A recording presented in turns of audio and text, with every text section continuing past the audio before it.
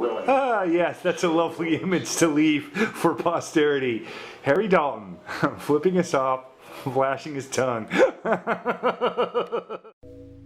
So Harry was my brother, or Harry is my brother, even though his body has left the planet. He died 2 years ago.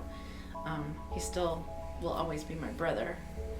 And he was 5 years younger than me, so he was my baby brother, even though he was like 6 feet tall. I would say he was probably, pretty high achieving person. He did really well in school. He was in theater arts. He was a performer.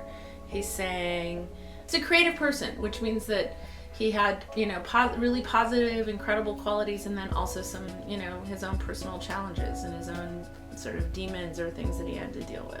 I think the most common health concern for drug users in America today are the fact that they're stigmatized and stereotyped and discriminated against.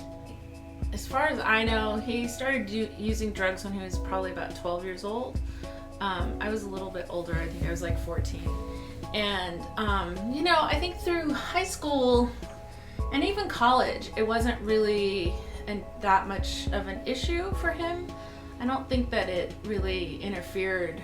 And even through grad school, the fact that he was able to go to school and get a bachelor's degree, get his JD, get his law degree, while using drugs kind of proves, I guess similarly to other people, like people use drugs and they go to school and they work and they do what they're supposed to do. But I think for my brother, his drug use got more severe. He was ashamed and embarrassed of his drug use, and he was ashamed and embarrassed of how poor his health was. He is one of those people who really fell through the cracks. And part of it was maybe because he was intelligent, so he was able to talk his way out of stuff sometimes, and he was able to convince people that he was, more well than he really was. I think one of the things that we need desperately in America is comprehensive harm reduction services for drug users.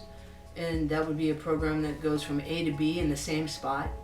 So they can go in there to do needle exchange, to get naloxone, which is a drug that reverses overdose. Drug users are trained to use that drug, and they can save each other before EMS gets there. It's often too late once EMS arrives.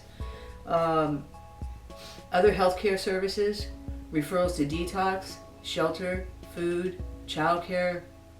He was in Los Angeles at his friend's house, and his liver just gave out, and he, for whatever reason, didn't qualify for a liver transplant, or wasn't able to, heal himself, and he died.